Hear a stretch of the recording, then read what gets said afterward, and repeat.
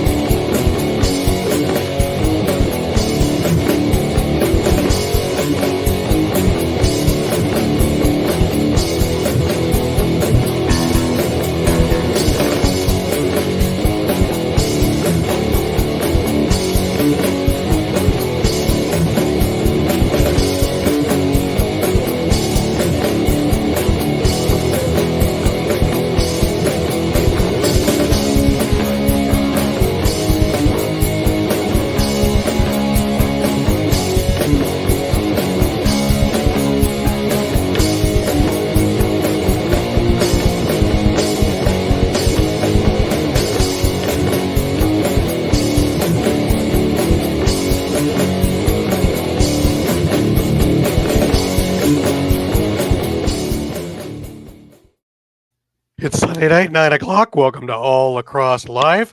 I'm Gary Groob in Toronto, and with me, as always, I have Shawn Slaght and Moose Jaw. How you doing, Shawn? Doing pretty good, thanks, Gary. Excellent. And I have Muffler Mike. Oh, I've got an echo. Isn't that nice? I like that. I got Muffler Mike over in Connecticut without an echo. How you doing, Mike? I'm doing good. Excellent. We're off to a rocking start, aren't we? Always something with us, man. Always. We got a great week for you guys. We have a Mann Cup champion. We have a PLL champion. We have an NLL draft to talk about. We have the ALL and Team Australia banging heads together, as well as a few other things to look at. But before we get rolling, like always, a few things for the network. Just a reminder that all shows are streamed live across Facebook, Twitter, YouTube, Twitch, and you can catch all the action on EOPsports.com. Remember, hit the subscribe, follow, and like buttons, and always share. And please enjoy all of our affiliates. Lots of shows for lots of tastes on every day of the week. If you missed a show, no worries. Please grab all the podcasts on all the major podcasting companies, which include Amazon, iTunes, Google Play, TuneIn, Stitcher, Spotify, and so much more. You can also catch the library on the EOP YouTube page at EOP Sports, or if you're looking for our stuff in particular, you can go to the All Across All the Time YouTube page, in which you'll get retro games, interviews, our library of shows, fights, and a whole bunch more, and more coming all the time. Remember, you can stay up to date with all sports by visiting EOPsports.com. Great articles from our huge staff of contributors. While you're there, please subscribe to our newsletter. Just a little tidbit of news, which is great for you in Saskatoon and Regina and all the rest of that, is Lacrossing Barriers is starting to make their way across the country. And adaptive and inclusive programs are coming to Saskatoon. Thursday AMs starting this fall. All abilities, all possibilities. Sask Abilities is part and parcel with them. It's going to be great. So Yeah, awesome news. Yeah, Great it's news. a long time in coming. I know programs are already starting in Ontario. I know Scott's been up here a couple of times in Oakville doing some things and have worked out all the red tape and all the other issues that come along with it. To see him go into some of the other provinces is amazing. I know they just got a bit of funding as well, so you're going to see a lot more of this coming on, and the sooner the better. That's amazing. So kudos to Scott and Lacrossing Barriers for all their hard work and everything that's going on with this. So really, really great news.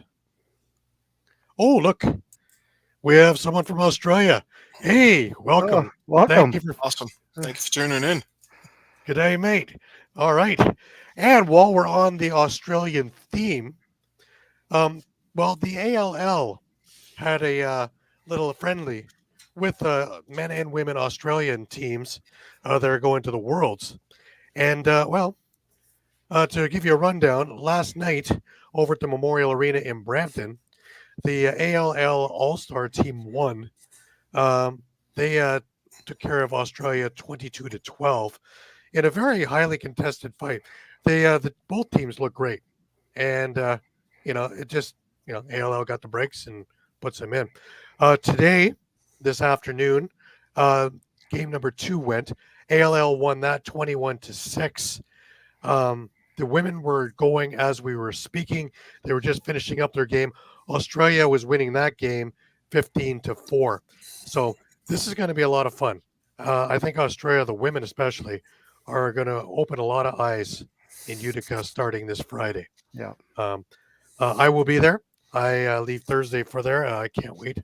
There's going to so many people to see, so many games to delve into, and this is going to be a lot of fun. This will be the highlight of well, I guess it's fall at that point, but really of summer. And there's been so many highlights that this is going to be amazing. So, hey, and Brian's with us. How you doing, Brian? Good to have you with us. Brian is smiling from the first pick in the draft, but we'll get to that really, really shortly. Before we get to all the news, just a reminder that this part of the show is brought to you by Sherry's Tickets. Great moments don't just happen, they happen with you in the crowd. Sherry'sTickets.com is easy to use and has no hidden fees. The price you see is the price you pay. Pay less, play more with Sherry'sTickets.com and get the tickets you want. Save even more by using the exclusive promo code EOP10 and share an experience that will live on. Don't pay hidden fees and save 10%. Why use any other ticket reseller and get those hard-to-come-by tickets to the big game? If you need a more personal touch, give them a call at 610-494-5050. Sherry'sTickets.com also has great theater and concert tickets that are hard to get your hands on. Remember, don't overpay with the rest and save with the best at Sherry'sTickets.com. For that next great moment, save 10% by using the promo code EOP10. Great moments start at Sherry'sTickets.com. And just a follow-up to Brian's comment, of course, with the first pick overall. Oh, yeah. Oh, yeah. Oh, yeah. Absolutely. Well, just to get on with the Canadian universities, Kufla, of course, had their regular week that culminated with 12 games this weekend. And just a rundown quickly of the scores. Western beat McMaster 16-6. Brock beat Nipissing 14-9. Toronto slid by Laurentian 13-2. Carleton beat Bishops 9-6. McGill beat Queens 8-5. Trent just absolutely took out Ottawa 18-8. On Sunday, Brock put an exclamation point on their game, beating Laurentian 20-1. Guelph beat Laurier 9-7. Queens beat Bishop 10-5. McGill beat Carleton 11-8. Nipissing slid by Toronto just barely 7-6. And Trent took out Ottawa 16-5. So taking a look at the standings, in the East, Trent and McGill are sitting at the top. Trent 4-0 with a goal differential of plus 29, where McGill is sitting 3-0, differential of plus 11. Queens is at 2-2, Carleton 1-2, Bishops 1-3, Ottawa 0-4. Not to be outdone, Western. Now, this is wild, guys. They're 3-0. They've played only 3 games. They have a plus 38 goal differential. Wow. Yeah, 54-16. All right, they're flying this year. To see Trent and Western in the Begataway Cup seems to be the one that's coming out, but McGill has got something to say about that as well, I'm sure.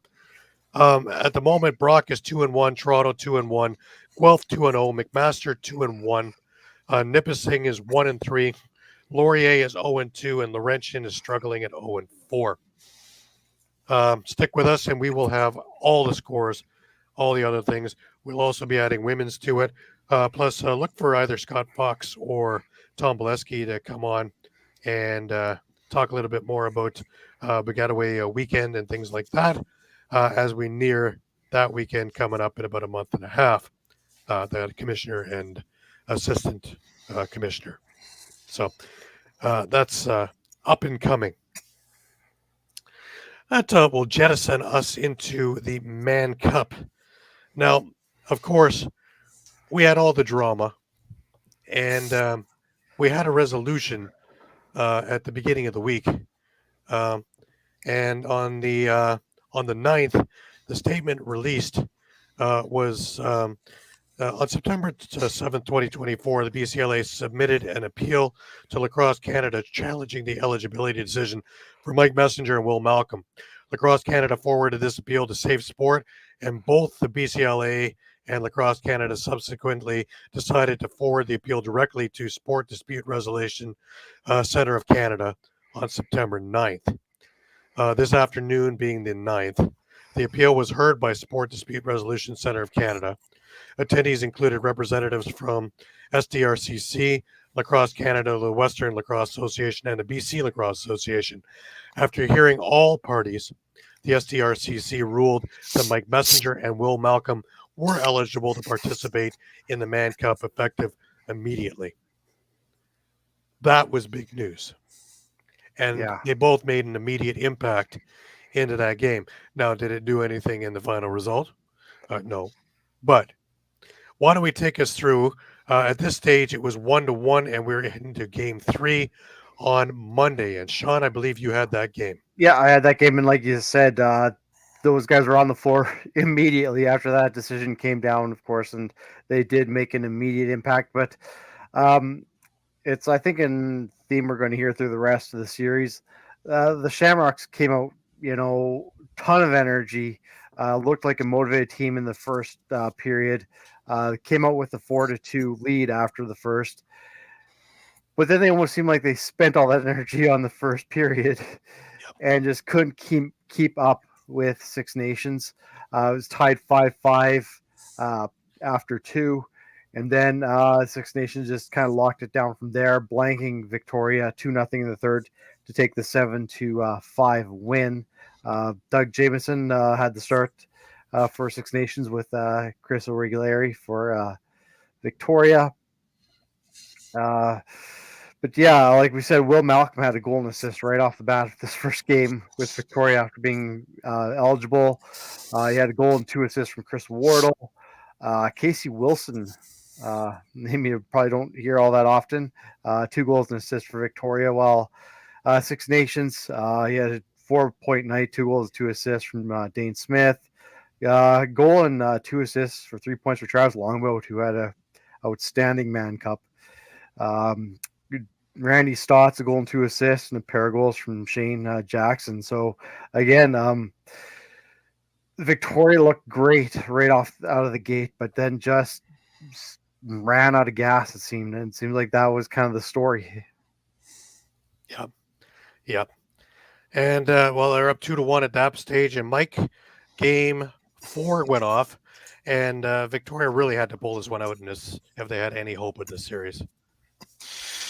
Yeah, and like Shawn said, kind of a carbon copy of Game 3. Victoria gets out to an early lead, and Six Nations just pours it on in the second period. They outscore Victoria 8-2 to take a commanding lead and end up winning 12-9. Chris O'Reilly ended up getting pulled, and Cam Dunkley played about,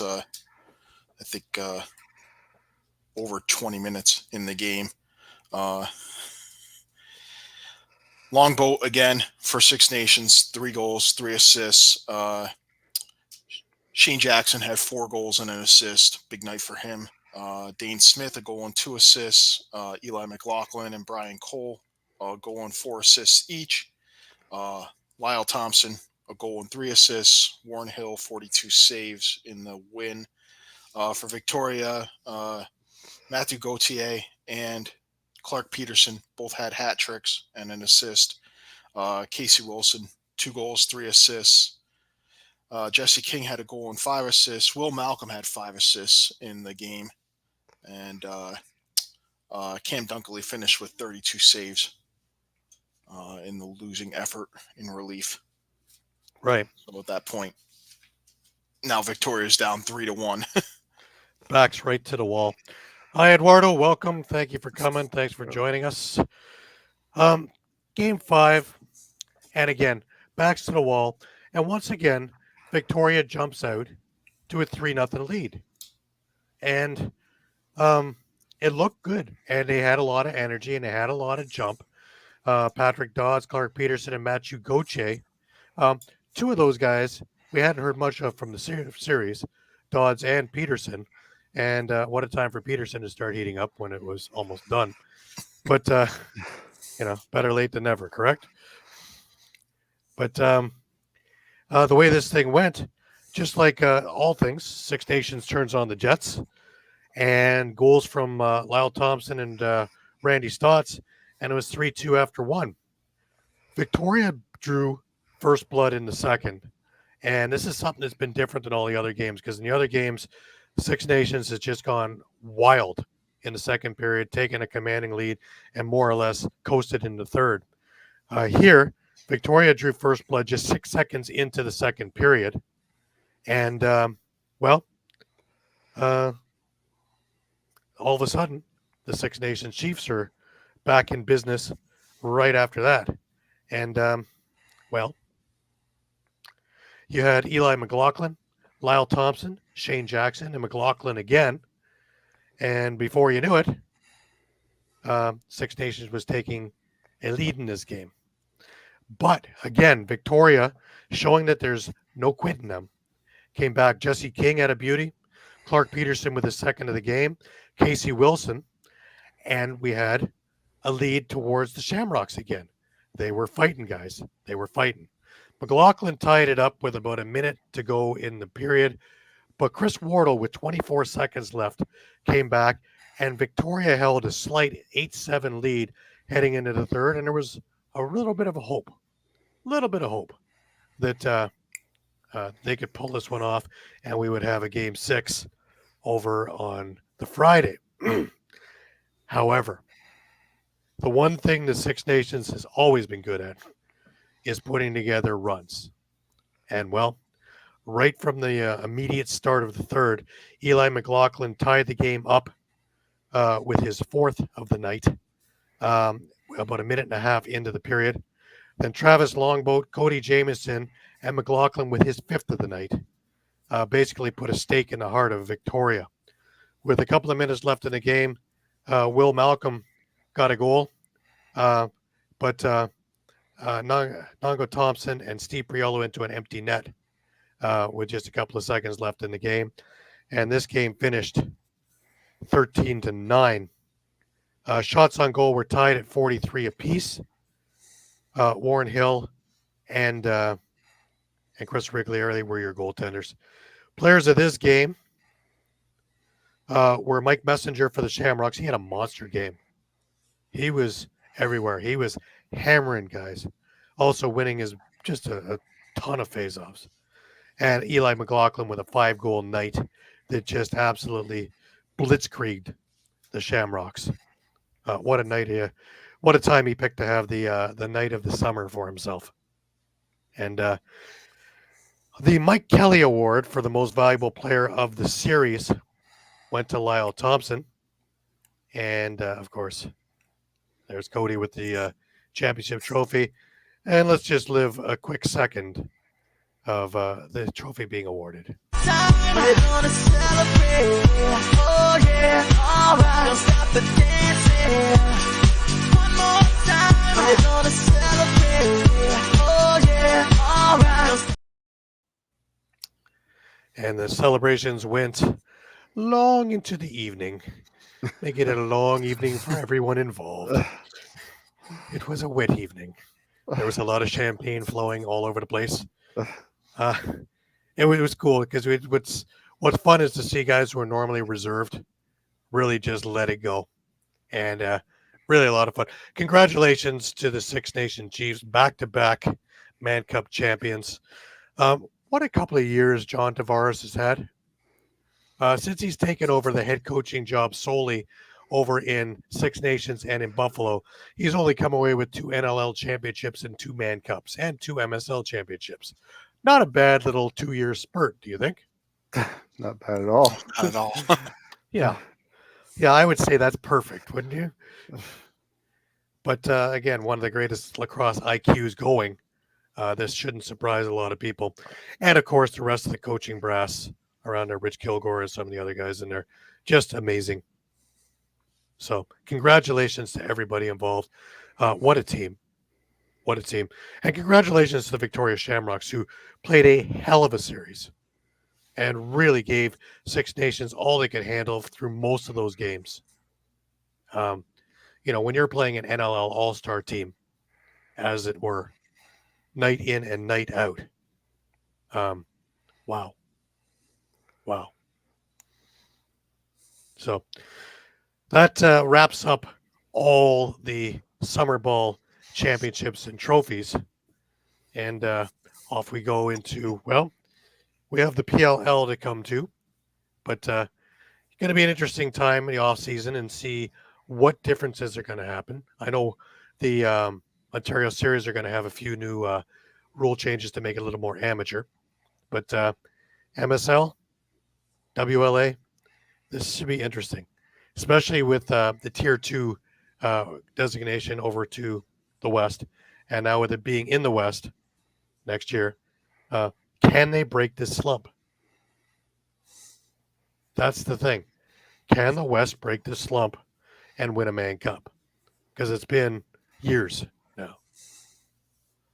So, anyways, let's move on. Just before we get to the PLL, a reminder, this part of the show is brought to you by Philly Sports Trips. If you're a Philly sports fan and you want to travel with your favorite team, then travel with the best. If you want to travel with the pros, then go to phillysportstrips.com. Philly Sports Trips features premium travel and tailgating experiences for the best fans ever the Philadelphia sports fan. Philly Sports Trips has self-travel packages and full travel packages available with round-trip flights for Phillies, Eagles, Flyers, Sixers, and even the Union. They even offer day trips for more local games. Go to phillysportstrips.com, sign up immediately, and tell them EOP sent you. Do not forget, Philly Sports Trips has all the away trips for the Eagles' upcoming 2024 season, including the Brazil trip week 1. Jump on it now before you lose out on all these great opportunities. Go to phillysportstrips.com and don't miss the next great Philly sports moment.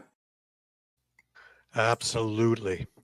Now we as we opened the show with, the Archers have gone back to back as well. But all in due time. First, we have our pick'ems. That's right, the wonderful pick'ems. And there's a tie up at the top. Pat and I have tied for the championship in this one. So that gives me an NLL and a PLL championship. I'm in the League of Tavares here. Look at that.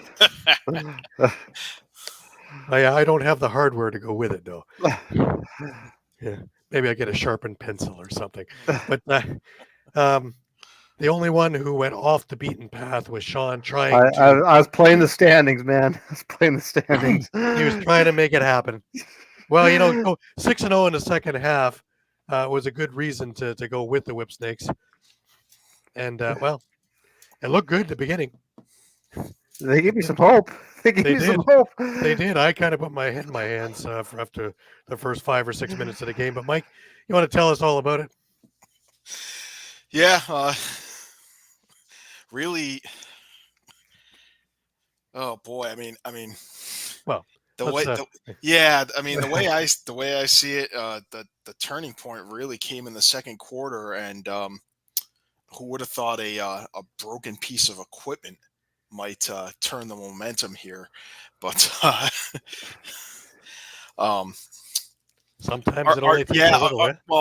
Archers had Whip Snakes had a 4-1 lead after one, and Archers battled back to take a 5-4 lead, and really it all started with with rookie Mason Woodward of all people putting on a little yard sale on a Whip Snakes player, grabbing a ground ball and hitting a 2-point bomb. The Archers quickly followed up in the second quarter with a pair of goals to take a 5-4 lead, and suddenly it looked like Whip Snakes had struck back with a 2-point goal of their own from Alex Mazzoni with just under 9 minutes left in the second quarter.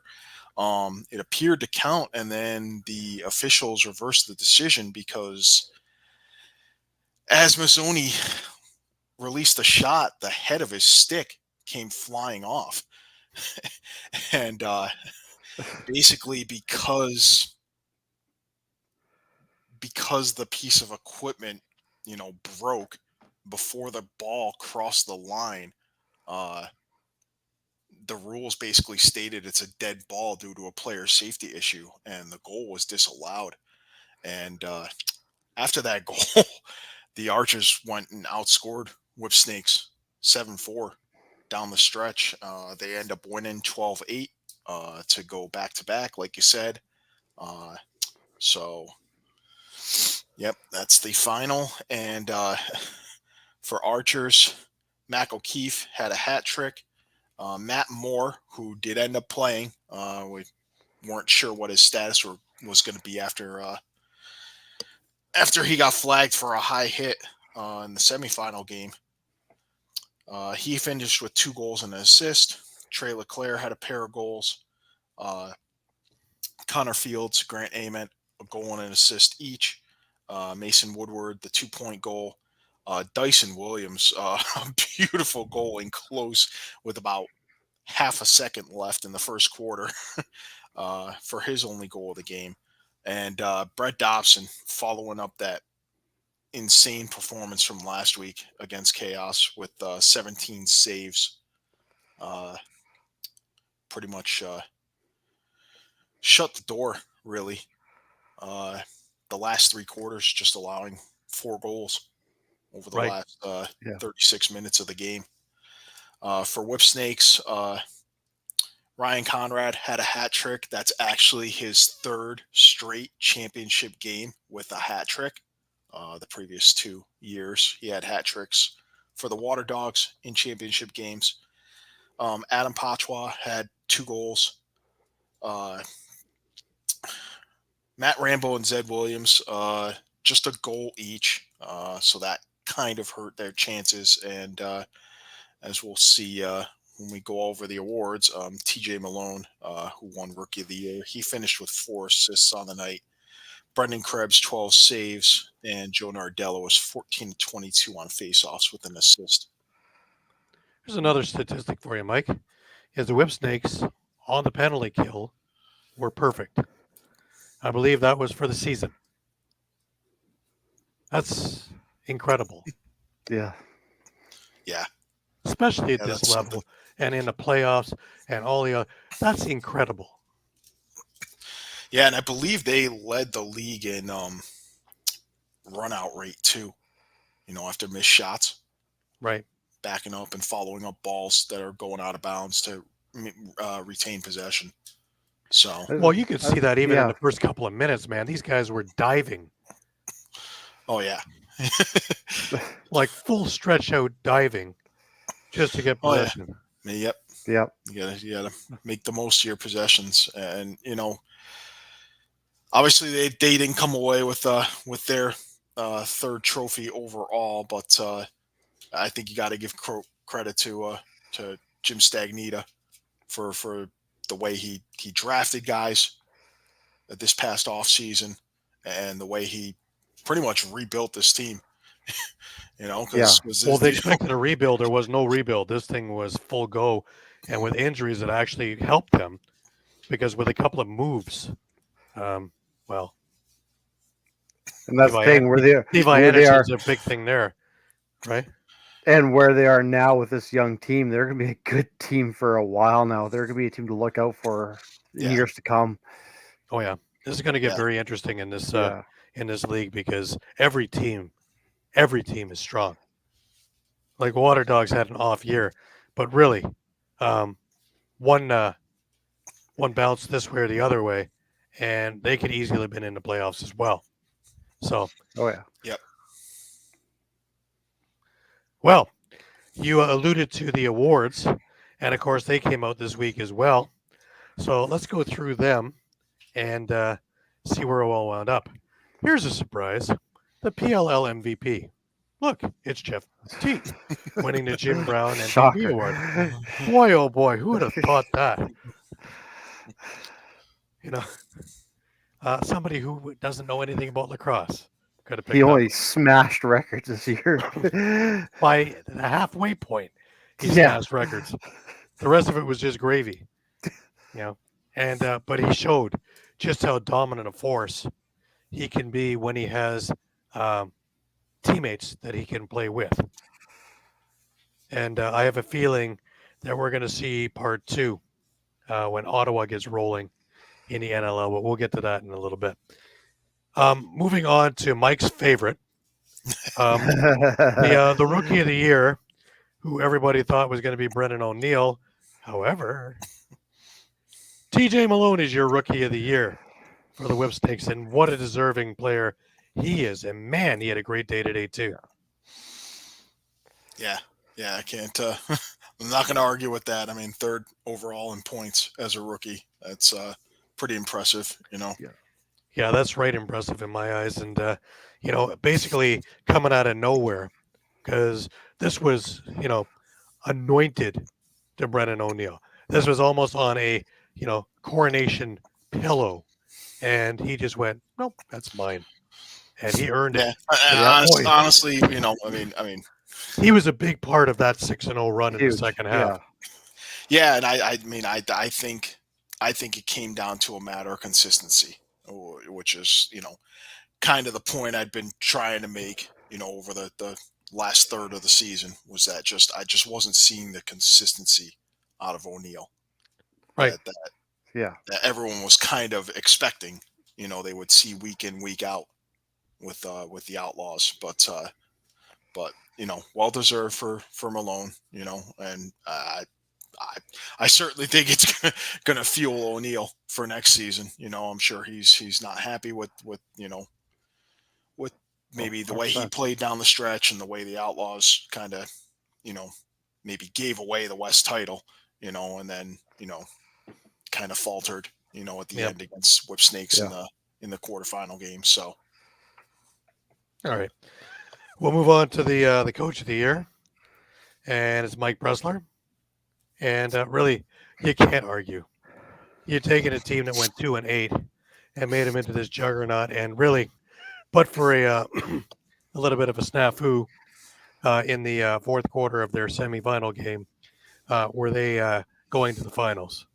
So I'm sure that will be in their taste in their mouth all through, and we'll see what they come up with next year.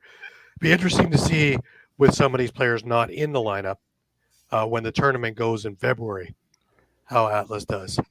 So one in particular is Jeff Teat, not going to be in that lineup, but we'll see, because I think teams like the Archers are going to suffer more when you don't have Dobson and Schreiber and a few others.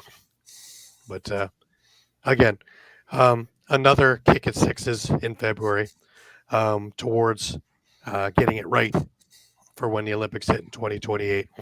I look at it all as, it's a tournament, but it's an exhibition to try and get it right for camera angles, for rules, for anything else, to make it the smoothest thing that we can show when we get all those extra 280, 300 countries looking at our game.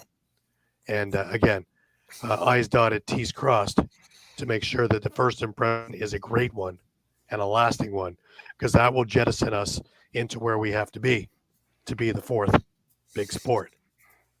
So everything has to be perfect. Moving on, we have Tom Schreiber as midfielder of the year. And you really can't argue with this now, can you? No. Now, to show how deep the Archers are, Schreiber goes down with a year-ending injury, and they don't miss a beat. In fact, they almost look stronger, as we brought up last week. But again, next man up mentality for the Archers, right? But Schreiber, you can't take away what he did all year long. He has been a force to be reckoned with. So I, as a Rock fan, of course, hope he heals fast, because I don't want to see him missing any games with November the 29th as the opening game in Ottawa. And we'll get into that. All right, let's move into the long pole midi of the year. and that's Tyler Carpenter of the Atlas. Now, this one, again, coming out of nowhere with some of the other long stick midfielders of the year, but you can't take it away from him and the year that he had with that team, because that team was just something else and just another piece of weaponry that they had. What do you guys think, Mike? Yeah, I have no qualms with with the choice for the award. And Shawn, you all good with that one? Yeah. Oh yeah. Same here. Right. All right. Now, the one, of course, is my favorite, is the Humanitarian Award. I always love that one. Nothing like having, a good person. And that was Romar Dennis. Took him leaving Atlas to win this award. The Wells Crowther Humanitarian Award. With him firing twos from 400 miles away at light speed. Humanitarianly.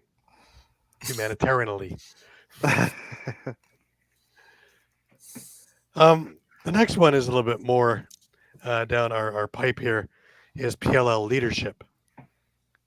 And once again, strict to my point, Tom Schreiber. He is the definite leader of the Archers, just as he is a big leader on the Rock. And even when he wasn't playing, his presence on the bench was invaluable. It was like having another coach out there, only one of the boys. And, I wholeheartedly agree with that award.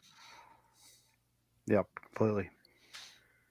All right, my kind of award, the PLL Hard Hat Award. That would be Danny Logan of the Atlas. And, a man who puts his lunch pail under his arm and comes to work every day and puts it in big time. And you are always hearing his name, if not seeing it on the score sheet. His name comes up a dozen times a game with big plays and big picks and big checks. And It's a good epitomizes compliment for Keith. Yeah. Yeah, and epitomizes what the hard hat award is all about. Should be And a rough pick. that award's for short stick defensive middies, right? It is. Yeah. It is. So Yeah. it's always an interesting award because there's a lot of good short defensive middies in the league. So it's hard to even honestly rank them by team. It's interesting when they come up with this one, but I guess, again, hearing his name a dozen times a game in one aspect or another has a lot to do with that, I believe. And this was just his year. That team was just such a, it was almost a, not being an Atlas fan, it was a crying shame that they didn't get to the final. But it was almost a shame just with the year that they had and coming from worst to first and to try and cap off that Cinderella season. But, hey, there's always next year. Yep. We'll go to the cliches. Alrighty. That brings us to the PLL Face-Off Award. And surprise, surprise, I'm actually a little surprised in this one. With Trevor Baptiste winning it. I personally would have given it to Joey Nardella myself. And I'm an Atlas fan. I just think what Nardella did as part of that team down the stretch was huge in the way Maryland comes toward the final, including the game against Atlas to get to the final. Yeah. Yeah, I mean, there's so many good face-off guys in the league. It's a tough one to pick. Well, yeah, you got Erlin, you got Sisselberger, the list goes on and on and on. And that's really something I don't think we've ever seen, is this many great face-off guys on every team. Usually it's one dominance or two, and that's it. Be it field or box, doesn't matter. Now most box teams have a solid face-off guy, if not a bona fide superstar. And PLL, hell, everybody's got a face-off guy now, I think. Yeah. So, and they're not Fogos. They're not face-off go-offs. They're legit offensive threats and good defensive players and well-rounded athletes. So that's a huge point of this as well. All right, moving on. PLL goalie of the year goes to Blaze Reardon. Now, again, I can't take anything away from Blaze, but one, he wasn't in all the games, and I personally think that it should have gone to Brett Dobson. Myself. Yeah. Any thoughts? Yeah. I agree, and I think it showed in the semifinals. Well, yeah, 100%. Yeah. I think it showed in the finals too. Yeah. Look at the way he held them in while they were trying to find themselves, while Maryland was running wild in the first quarter. And how many times? It was 6-7 saves in a row that he was just there. And they even made that the announcing was that he was the one. He was steadying the ship while these guys were finding their feet, shaking the rust off, and getting to where they had to get, and until they got rolling. But he had a hell of a game today. He had just an obscene game last Lights week. out. Yeah. Unbelievable, the playoff that he's had. But I just think that the whole year he has been as steady as a goalie can be. And I really think that they missed the boat on this one, and he should have been goalie of the year. But what am I? Talking head. All right. PLL Attackman of the year. And it goes to Jeff T. Well, we're kind of, there are a number of people this could have gone to, I think. Obviously, T with the records is going to get the nod, and well deserved, I got to say. However, I do think that the committee could spread this out a little bit. You've given him MVP already. Attackman, there's a number of guys that could have done with this award. But hey, how do you argue with setting records by half? Yeah. Right. Just again, my 2 cents. You're just you're just top compared to everyone else. Just that much, right? Well, Yeah. not that much. Unbelievable. Well, There's good, then there's great, right? Yeah. Yeah, And then there's teeth. Yeah, and then there's teeth. I guess I'll throw in at least the PLL is doing that. Hopefully the NLL is listening. I know the draft's going on, but how about a most outstanding forward or something like that? Yeah. Let's get that so can. Dave, I need to chat with you. My survivor pick this week was the Dallas Cowboys. I no longer have any survivor picks. Uh-oh. It took me all of to get rid of them. Cincinnati did it to me last week, and Dallas finished me off. But yeah, and softball was horrible too, eh? Boy, oh boy. At least the Philly guys are having a great summer with the Wings, and looking forward to having a great season with this retooled lineup.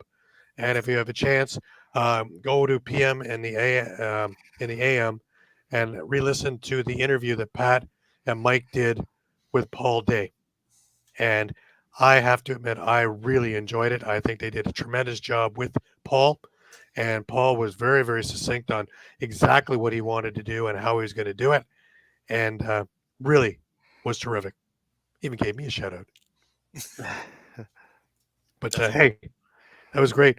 I thought it was fantastic, and I really enjoyed the interview. So if you have a chance, go onto the EOP Sports YouTube page and take a look at P&M in the AM and about the midway point of the show. Pat and Mike interview Paul Day. It is a great interview. All righty. That covers our awards. No, sorry, one more. Defensive Player of the Year for Matt Dunn. And definitely well deserved. Yeah, I think so too. I think he was, again, same thing as my other points. He was a huge. That Whip Snakes defense was just obscenely good. Oh, incredible. And down the stretch, they were just stifling. Stifling. If they were to have an off day, it would have been today. But even that, I say that would beat 90% of the teams any day of the week. That's how crazy that is. And that's how good the Archers were. So yeah, worst day ever. Yeah, at least it wasn't a 1-point loss. They got blown up. So, that would have been really terrible if it was a 1-point loss. Gonna lose. Do it right. Lose by 20. Or something like that. I thought you were going to mention that CFL game with that missed field goal that won a game for a team. No? Yeah, Toronto won. That was Toronto against Saskatchewan, wasn't it? Yeah. Yeah, that was it. We're Canadian. Yeah. We get points for trying. You Americans should learn something from that. We're nice. We get points for trying. You're welcome, Gary. We call it rouge. Hey, it's not like the rule came in last week. The rule has been in for 150 years. Yeah. So it's been there. It's one of the things about keeping a ball live, that if you can keep it in the end zone, this is why you line people up on the back of the end zone to bat it down. That's why in some of those Grey Cup games, you see teams kicking the thing back out and other teams trying to kick it back in and kicking it back and then running it out. It's exciting. Not, whoop, you missed, it's dead. You want it dead? Hit the upright. Yeah. That's all. It makes a little aspect to it that it's exciting. A missed field goal can still be run out for a touchdown the other way. That's the fun part. And it's happened. Not once, not twice, a lot of times. And I agree with you, Gary. That's why I'm glad the CFL keeps their goalposts where they are, not in the back of the end zone. Plus, I always love to see that occasional, and it always happens once a year. The receiver dives for it, and ding, off the crossbar he goes. Yeah. Because it's live in play. Yep. And then you have to blame the quarterback for why would you run a route, which is going to kill your receiver. But hey, something might have happened in practice. Anyways, the Argos beat BC. And they beat them convincingly for the second time this year. So we can't beat Hamilton. But boy, we can just destroy. We don't have to play Hamilton. Let's not even talk about Saskatchewan. Moving on. We had won like 6 in a row. Brian had 3 wins today. Rough week. Yeah, well, it's one of those things, Next week is another week. I just don't have to worry about suicide pool anymore. So I'll be in the States anyway, so I'll be covering lacrosse. Football won't be existing to me next week. Haudenosaunee, Canada. That's Sunday. That'll be good. I believe Haudenosaunee, USA is Saturday. Those are games for me, or Friday. Oh yeah. There's 3 top-notch games Friday, Saturday, and Sunday that I'm there. And there's a whole lot of other ones going on, plus some great women's games too. So I have a feeling my dance card is going to be filled for 8 or 10 hours of my day there. Then my lovely 45-minute drive, since there's no hotels in Utica anymore, then I have to drive back to Syracuse. So it is what it is. But hey, it's going to be fun. There are going to be a lot of familiar faces in all teams. I was saying to Shawn off air, even Josh Dawick, Jamie Dawick's son, is now playing for Austria. Awesome. Yep. So these teams keep getting stronger with NLL caliber players. So this is going to be a lot of fun. The new kickoff in the NFL. I always thought that there was too many through the end zone it goes before. Yeah, I'm the same boat. There's just no fun in that. It's like, might as well just set it up on the 20 or the 30, whatever you do, 25-yard line. Going back to the field goal thing, right? Like, just keep the ball and play. Let's go. Like, make them play every. That's it. Make them play the ball every down. Like, that's it. If he can get it into the end zone, great. But I'd love to see the thing land on the 5-yard line, and he has to run it back. Yeah. And during those tight games, that's going to be something spectacular. Thanks, Brian. Thank you very much. It's going to be a great time there. The Nexus University thing is going to be great. Looking forward to seeing Utica Yeti. If you see me before I see you, come tap me on the shoulder and say hello, because I'd love to chat with you in person. Anyways, that covers the PLL, and until February when we have their tournament of 6s. And just before we head on to the extravaganza of the NLL between signings and draft, a reminder this part of the show is brought to you by Dolan's Bar. When you're staying local and you want to watch a great game or just hang out with some great people, go to Dolan's Bar at 24 East Sellers Ave in Ridley Park, right off I-95 south of the Philadelphia airport. For over 65 years, Dolan's has thrived because of one reason: the amazing people of Philadelphia. Great music, great times, memorabilia, giveaways, great drinks, and great food. You never know when a former Philly sports icon walks through that door. You go to Dolan's at 24 East Sellers Ave, Ridley Park in the 19078. Tell PJ that EOP sent you. Go to dolansbar.com or follow them on Twitter, Facebook, Instagram, or TikTok. And one of these days, I'm going to get a red bandana around my neck too. I feel like Bob McCowan when I do this. And you have to be Canadian to understand that one, I think. But Bob McCowan was a talk show host for many, many, many years, all the way through me growing up and all the way until recent. He still has a podcast going. But he always, his eyes were sensitive to light. So once it went from just radio to TV at Sportsnet, sunglasses was his thing. He looked like Don Imus in the mornings before he overstepped his bounds and became Imus in the unemployment line. But yeah, Sumi Dog's suicide pick was whip snakes, so he's yes, Yeah. he's there with me. This is why we're both sitting at the bar, not really having much of a reaction to the beer in front of us going, I could have been a contender. Yeah. Yeah.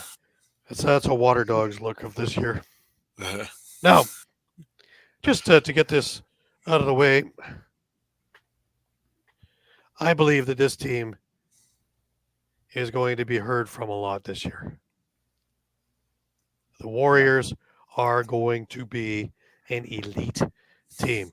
If they don't have the best defense and one of the best offenses already, they certainly did a lot in this draft to help that along as well. Never been in there. I was trying to get a party together when I was in Philadelphia in July to go there, but from where I was staying, which was Cherry Hill, that was a good 35 to 40-minute drive that I didn't want to take after driving 9 hours through traffic to get to Philadelphia/New Jersey. So I decided to take the watering hole that was in the nice hotel. But it was worth it. It was a good time. But you got to tell me what it's all about, man. How PJ and everybody in there, and all the prizes and all the giveaways. And remember, tell the boys that EOP sent you. Always listen to the commercials. Yep. But yeah, you got to let us know what it's all about and how great it is, and what Philly. Philly celebrity shows up. Well, when Dave goes there, there's your Philly celebrity. Remember that, folks, the 28th. Alrighty. NLL draft time. First round was on YouTube, and after that,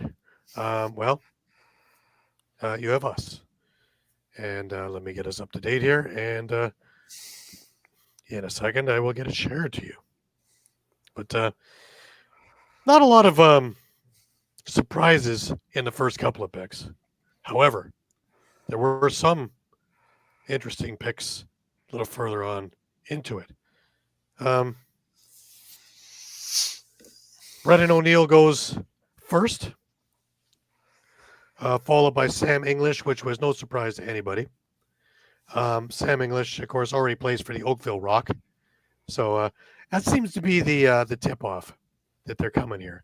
Is Jamie likes to give them an audition in summer ball, and then we have the draft, and here they come. Georgia takes Michael Grace. Now that one was a little bit interesting. But if there's any place that they need help, it could be defense, because they certainly don't need offense. You guys think about that one. Yeah. And Michael Grace is a teammate of Sam, and they were actually together when they got drafted. And they're both Oakville boys as well. So, rah. And Mike plays for the Brooklyn Lacrosse Club as well, summer ball. So he had a great summer. Now, Vancouver did something interesting here. Now, everybody thought that they would be going with Trent DeChico. However, they went with Jonathan Peshko, and I love it. I love it. Yeah. Jonathan Peshko is an absolute force on offense. Johns Hopkins, yes, he was about the only bright spot on the Owen Sound North Stars this year through most of that season. And how they went is how he went. And they got themselves a stud in Peshko. So Calgary taking Braden Maya, I believe it is. Out of High Point University. Again, going for an offensive guy. Again, when people thought maybe with Chico still up, that they would grab him. But again, Calgary needs offense. They don't have any right now, or very little. So I think that's a big move. Now, Vancouver got a hold of Saskatchewan and traded the Rush traded the 6th overall selection and their second pick in the 2025 entry draft for Brock Haley.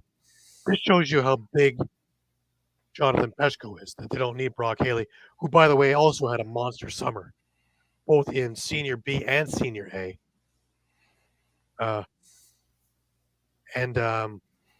What can I say? Saskatchewan got themselves a stud in Brock. Yeah. And you put him up there again with Robert Church and the rest of the boys there. Yeah, don't forget they have Austin Shakes on that right side too.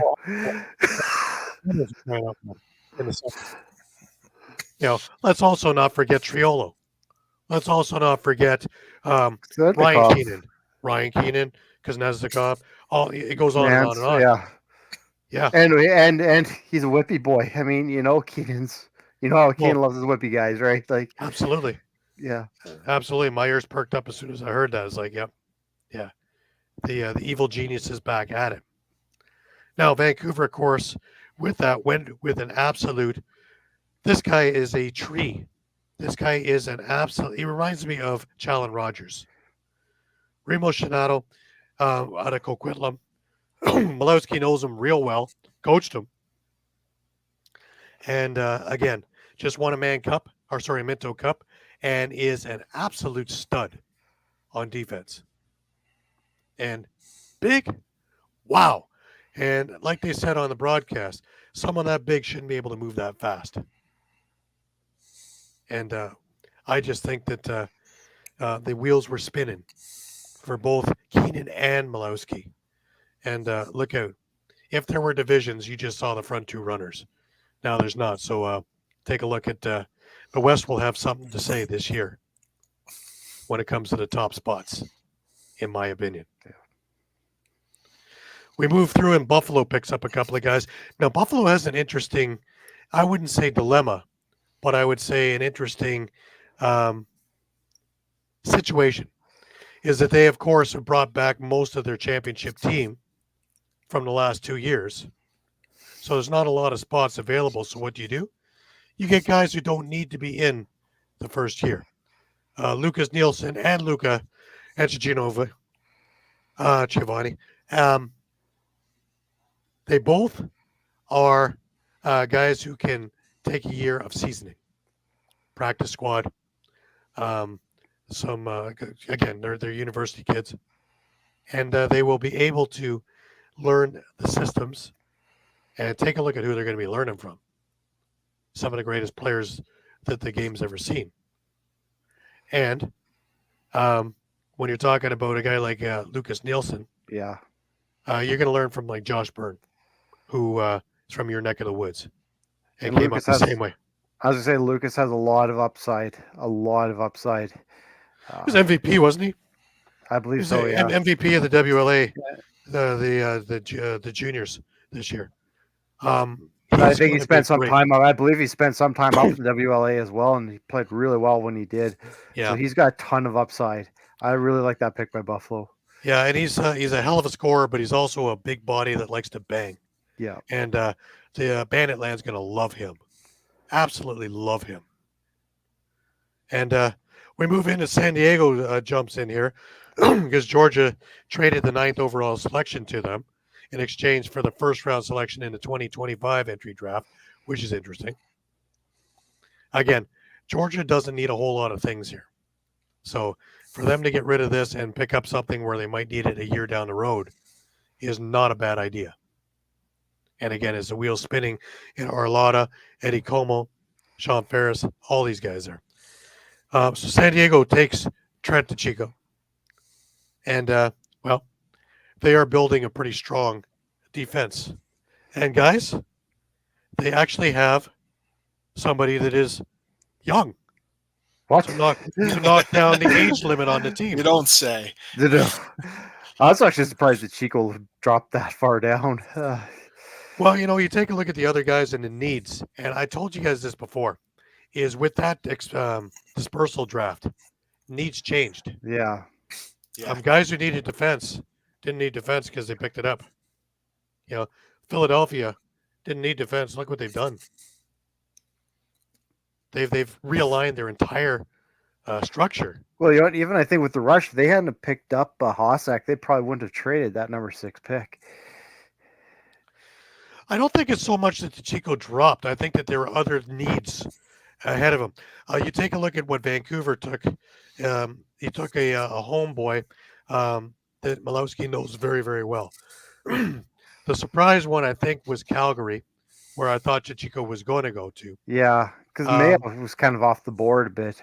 Yeah, but he worked on his game and really brought his value up. And I thought that Chico was going to go there, but DeChico winds up in a hell of an organization now with San Diego and Merrill, and well, they're retooling, and not retooling to retool. They're retooling to try and pull it off this year.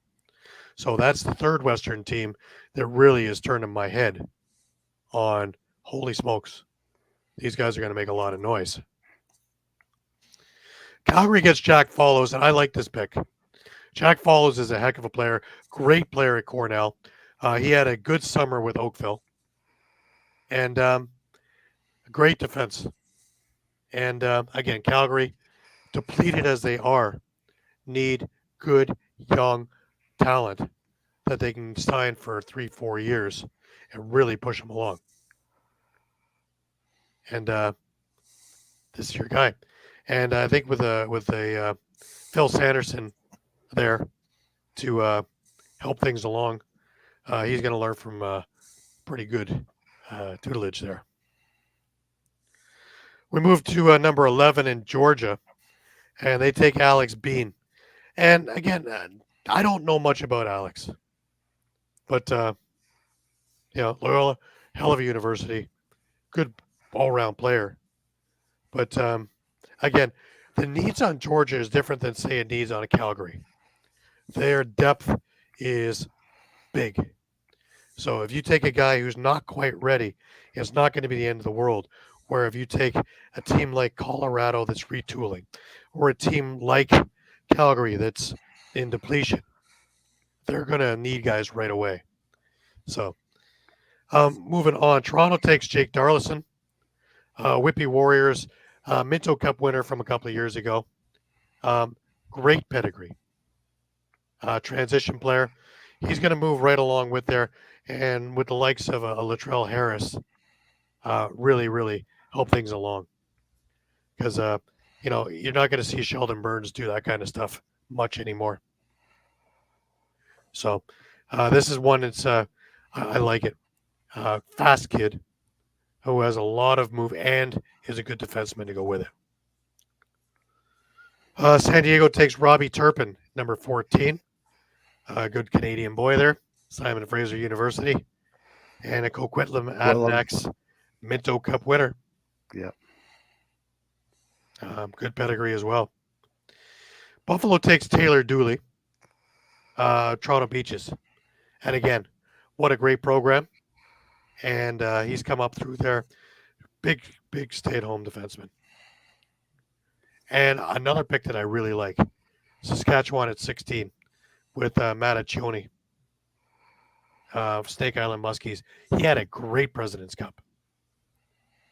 And I think he's going to really hit the ground running. And he has an opportunity to really make a mark in Saskatchewan. It's getting tougher and tougher to get in on that offense, but boy, oh boy, if he doesn't get in there, he's certainly going to push guys to the brink because he's going to be frothing at the mouth to get in there. And that took care of your first round. Thoughts, guys? Anything that stands out of why did that happen? Other than, of course, the DeChico and Calgary thing we talked about. Mike, nothing to me. I mean, I think it's just interesting to see that, you know, there were a number of teams here that that didn't even have a pick, you know, like Albany, Las Vegas, but you know, they've addressed most or all of their needs elsewhere. And, you know, yeah, obviously we have to factor in the dispersal draft as well, like you said, which Joanne, the Las Vegas pick is actually Toronto in number 2, and they traded that when they got Rob Hellier, and there was a few trades that they made, and they also got Reed Reinhold and a few other things that Toronto had traded to them, and Toronto wound up with the pick that turned out to be the number 2, almost the number 1 pick. That would have been interesting if Brendan O'Neill came over here, because I don't think there's much of a spot for him here. No. And then everybody would be going, why didn't they pick him first? Yeah. Or he picked a blockbuster trade. It was brought up on the broadcast too. You saw a lot of guys kind of trading out into, you know, 24 and 25, even into 26. And because those, you look at that draft year and those guys, it looks like it's going to be a lot more of a deeper draft. And 27 is supposed to be the drafter. Yeah, down the road a couple of years. So I think you saw some teams knowing that this isn't as deep of a draft. I mean, there's still some very good players, don't get me wrong, but not as deep of a draft compared to a few years down the road here. They may be looking a little bit forward, a little bit further ahead into a couple of years where there's maybe more names going to be available. Right. Now, as you see, there's nothing really that stands out to me other than Albany taking JP Ward. I like him, man. I really do. Ward had a great season with Brampton, one of the bright spots in an offense that was anemic. But I expected to see a few more Excelsiors go who are defensive, because their defense was stifling, because they didn't give up a lot, but they didn't score any. That's why they didn't win much. Looking through round number 3, again, not a lot of things stand out to me as, oh my God, because again, this was one of the more even-keeled kind of draft years that we've seen in a number of years. I was just going to say the one name that jumps out at me is Reese Porteous. Right. Yeah, he had a good season. He had a great season with Maple Ridge. Yeah, and again, Vancouver drafted well. Mm-hmm. San Diego did too. San Diego right after him, Colby Bowman too. You know, he kind of took the that's true. Most of the work in Nanaimo this summer. So, I like San Diego's pick of Cam Accioni also, because another with Peshko, he had a pretty decent summer in a team that really wasn't very good, and you know, you only hope. The Rock traded their 41st overall pick to Vancouver in exchange for the 47th overall pick.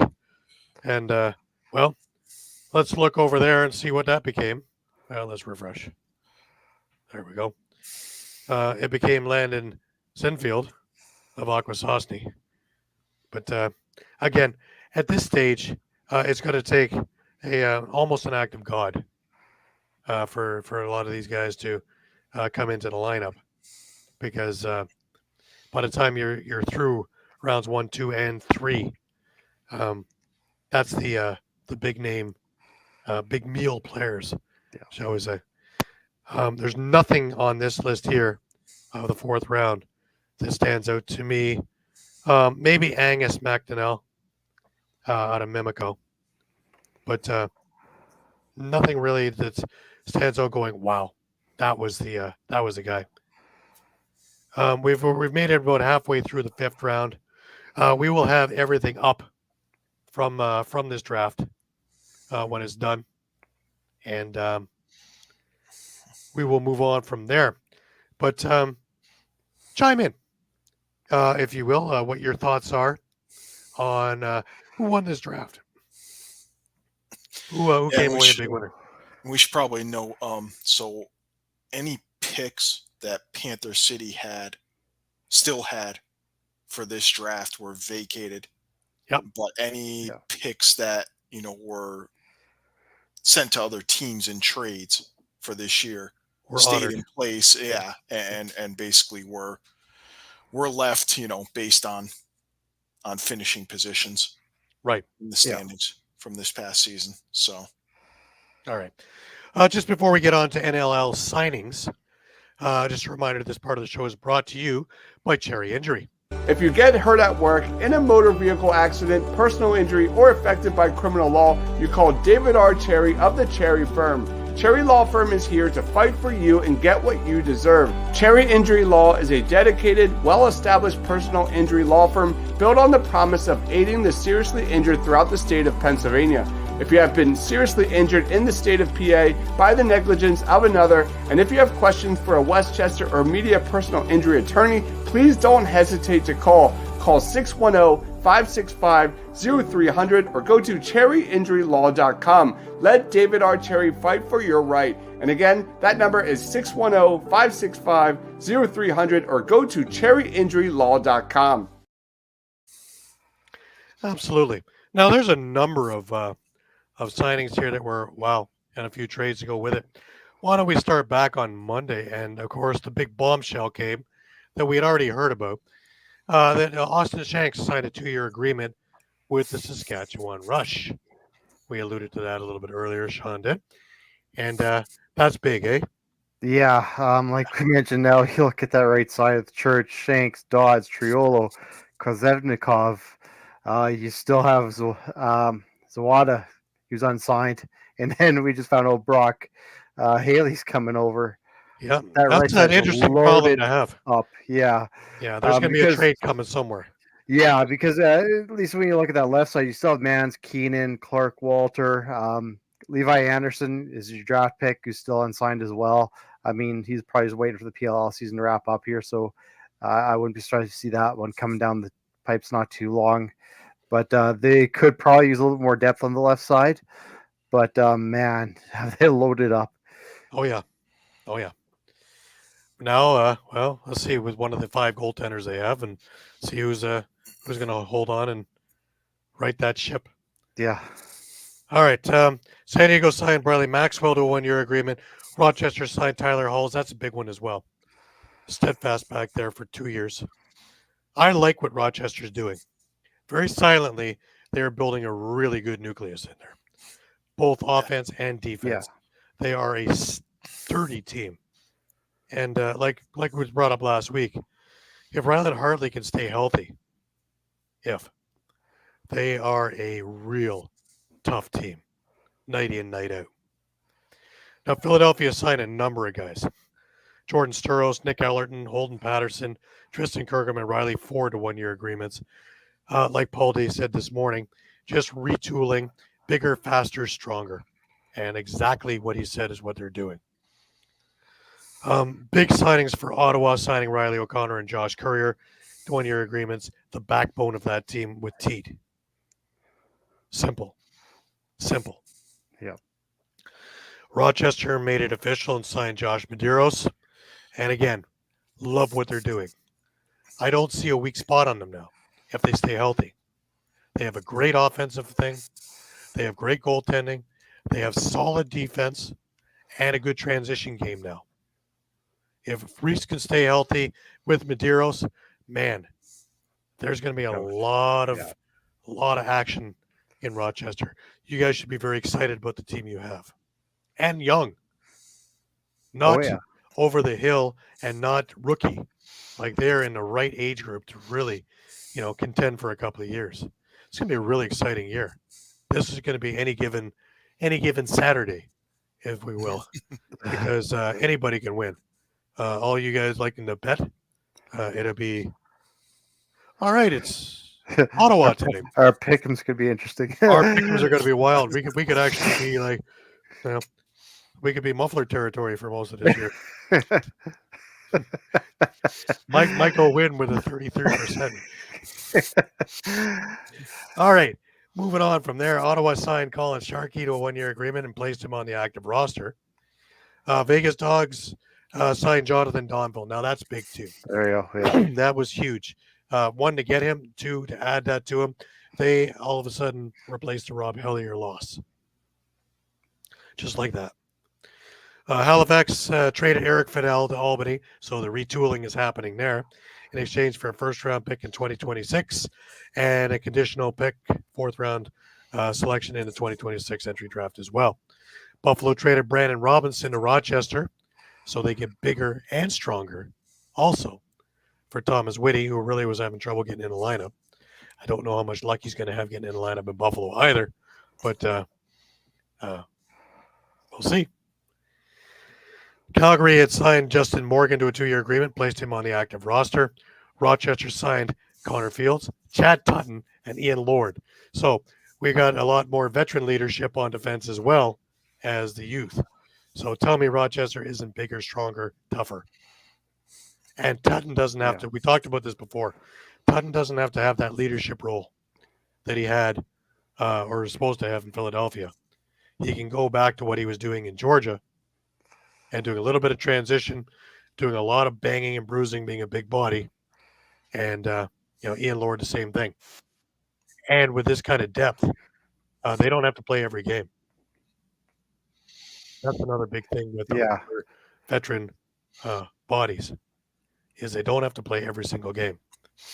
Yeah, and with a guy the size of Brandon Robinson now, there's a little bit of enforcement for some of their lefty forwards like Fields, McConvey. Yep. Yeah. Oh, yeah. And don't forget the size of Kyle Waters. He can stand up for himself too. Yeah. So there's a lot of muscle out on that floor. Albany, Dyson Williams, 3-year agreement. There you go.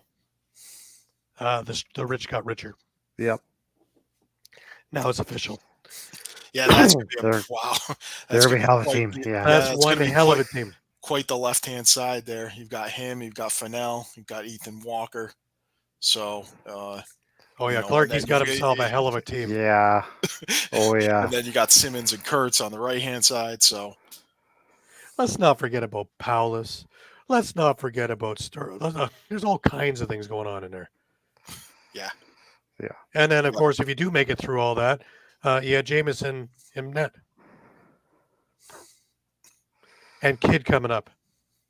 Wow. Yeah. Now, Calgary, as they go with their depletion, traded Thomas Hogarth, who I thought was the one bright spot that was left, to Halifax for Kalen Mander, their first-round selection in 24 entry draft, 10th overall, which they used, and their fourth-round selection in the 2026 draft. Kind of an interesting one because it seems like I don't like both the trade. teams are tooling. It seems like those are two teams that are kind of both retooling, so that's it's an interesting trade. Like, yeah, unless Hogarth wanted to go east again since he's a Peterborough guy. maybe. But Halifax is a hell of a A lot of jaunt things for are Peterborough, too. scratching your head about Calgary, but Both Calgary and Halifax both are kind of strange because Halifax is depleted as well. You've lost your offense, a good chunk of it. Benesh, Shanks, and now you lost some picks to get stuff back. Right now you have Peterson as your guy. I was going to say, didn't that 10th pick become follows? Yes. For them? So they got young. But there's a lot of upside, a lot of opportunity. But, wow. The only other one that stands out to me this week, and it's a big one, Jeff Cornwall is going back with Malowski. And he is headed on over to the Vancouver Warriors. Now, Mike, you talked about this off air. Has Vancouver not got the best defense around now? Well, I mean, let's start with Brett Midsky, Matt Beers, Ryan Dilks, who just won Defensive Player of the Year. Yep. So now you've got top draft picks who are all young in Reed Bowering, Owen Grant, Braden Lady. Now let's add in Jeff Cornwall. Now we've got who else? Steph Charbonneau, Anthony Kalinich. I mean, I have a hard time. I have a hard time seeing how anyone's going to well, you know what, I find push this defense around. The goaltending looks good too, man. Aiden Walsh looks great. Like, I was going to say, what I find interesting about Vancouver right now is, and we mentioned it last year, we keep asking ourselves, why does no one want, all these BC players, no one wants to play for Vancouver. Now all of a sudden, what are we hearing? Guys want to play closer to home. Guys want Everybody to wants to play for Vancouver. Yeah. You change management. So, yeah. You change management. Well, yeah, the management before, they had a lot of infighting going on. It wasn't a whole lot of brought to the surface stuff. We're hearing more about it now with the stealth. The old Vancouver stealth, the old Washington stealth, the old San Jose stealth. And they're all long gone. And here you are. And now, boy, oh boy, if they were setting attendance records last year, wait, this is going to be the biggest party in town on a Saturday night in Vancouver. I really think that switch flipped with Malowski coming on board. Yep, I agree. Big time. And, easy to get to, too. Not 400 miles away from downtown. It's right in the center of downtown. Yeah. You got a Costco right across the street with a condo above it. Yeah, Never seen that before. And I'll add a few more right names. On the subway line, too. I'll add a few more names, Jackson Subak, and then you're going to have quite the fight at the face-off dot with, Chris Willman, Alex Stathakis, who they signed in free agency. So, the other part of this, I would say, is you've got guys now, you might have enough personnel that maybe that possible trade for Del Bianco is still on the table. Calgary needs people. Yep. Be interesting, eh? If you've got enough personnel, it's still possible they have a plethora. To make that trade. They do have a plethora. I'll give them that. Yeah. And look, hey, I get Aiden Walsh as their guy, and I believe in him. I think everyone saw the progression last season, from say the first third of the season, compared to the last third of the season. Right. When he was, he was stealing games. And there's no reason to believe that that can't continue this year. But, if you pull off that trade and you bring Del Bianco in, I mean, now hands down, all due respect to Buffalo. Mm-hmm. I mean, they will be the best defense in the league. Right. Yeah. Right. I honestly think that the West teams have an edge over the East teams right now. Now, it's not to take anything away from a Toronto or a Buffalo, but they are older in the tooth, a little longer in the tooth. They're not over the hill yet. Yeah. But taking a look at some of these other speedster teams, that's where I think San Diego is going to have a little trouble later in the year. Yeah. Older and a lot of travel because you're going to the furthest most point in North America every single week. That I know just doing it for the one weekend was a grind. To do that every weekend, play a game while you're at it, that's a grind. Yeah, I'm with you on that one, Gary. San Diego, I don't know if they can keep up. It almost seems like this is the year where they're all in, and if it's not going to work, they're going to have to blow it up. Yeah, and they're going to know Well, probably about midway through the season. The first couple of weeks, everybody's refreshed. But come, the middle of February, Yeah. it'll be the writing will be on the wall come trade deadline. Yeah, because I can't see them keeping up with the fresh legs of Saskatchewan or Vancouver, or even Las Vegas is looking pretty good. Even a Rochester, in my eyes. Rochester, yeah. I was looking at the West teams more or less, but Right. yeah, I mean, Well, with this league schedule, you're wide, playing but everybody, right? yeah, I mean league wide, but yeah. My question is, and the league will drop their they've dropped their opening weekend, which is November 29th, 30th, for home openers, but they're going to drop their whole schedule this week. I believe it's Tuesday. They're going to drop that schedule, and we're going to see if a team like San Diego has home games of Eastern teams and not so much travel, or is it a lot of travel? I know Toronto went to San Diego last year, so they're going to have to make a trip east that way. Do they have Halifax, or does Halifax go to them? Those are long trips to do and play games. Do they do 2 in a weekend? That's going to be deadly while you're in the East, because Toronto had to do Vegas and San Diego in that weekend. Now they came away with 2 wins, but still, that's an absolute killer of a weekend. Yeah, teams like Saskatchewan actually are in pretty good shape because it's minimal, well, it's medium travel to most destinations, 2 hours this way, 3 hours that way. We're kind of right in the middle. Yeah. Whereas Toronto is lucky, Rochester, Buffalo, Albany, Ottawa, even Halifax is merely a few hours, whether it's driving or flying.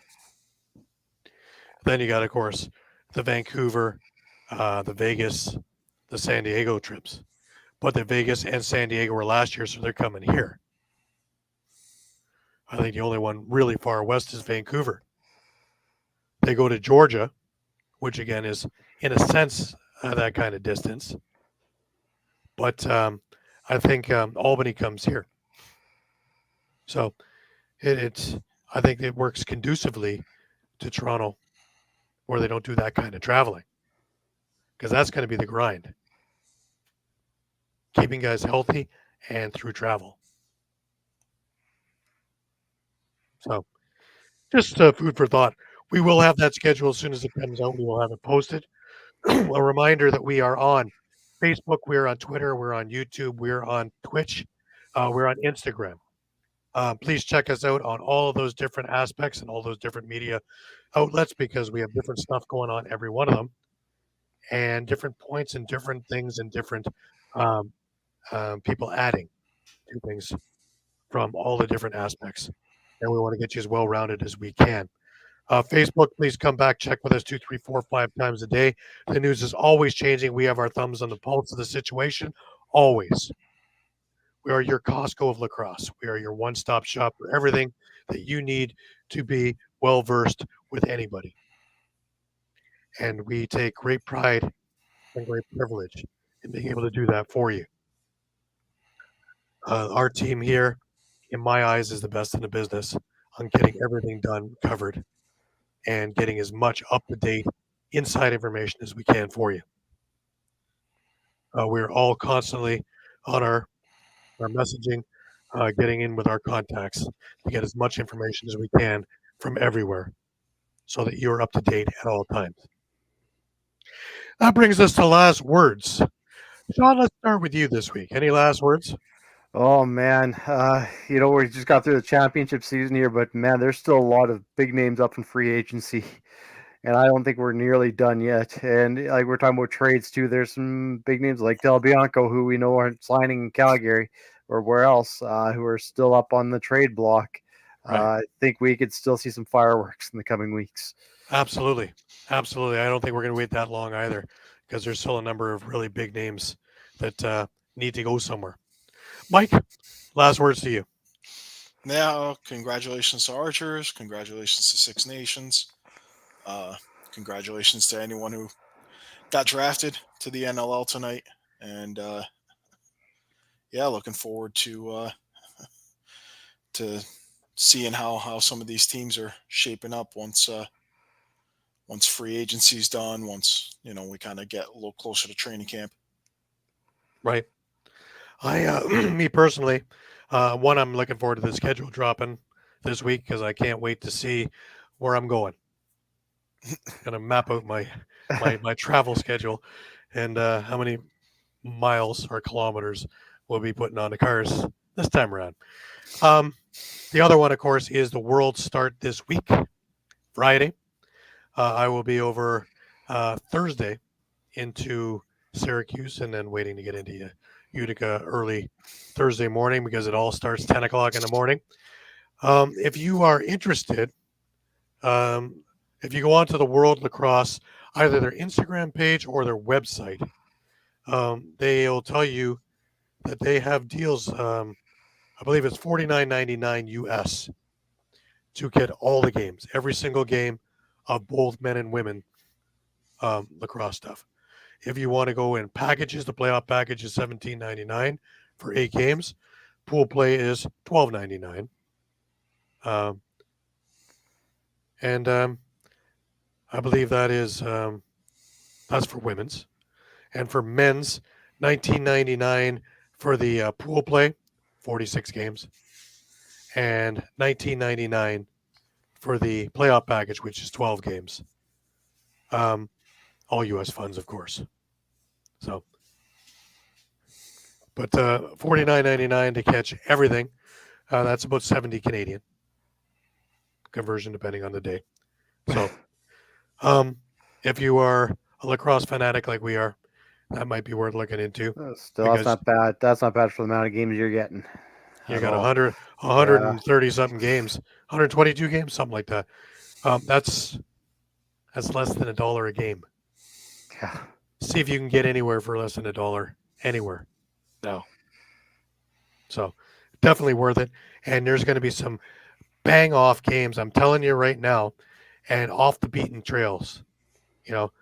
Israel, Japan would be one that comes to mind of two very up and coming quick teams. The Netherlands are going to look good this time around. They're big, strong, tough. They're tall, man. Wow.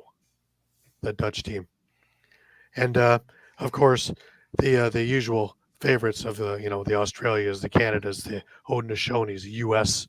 teams that are just going to be spectacular. I can't wait to get there and start watching this stuff and seeing a bunch of people and talking with them.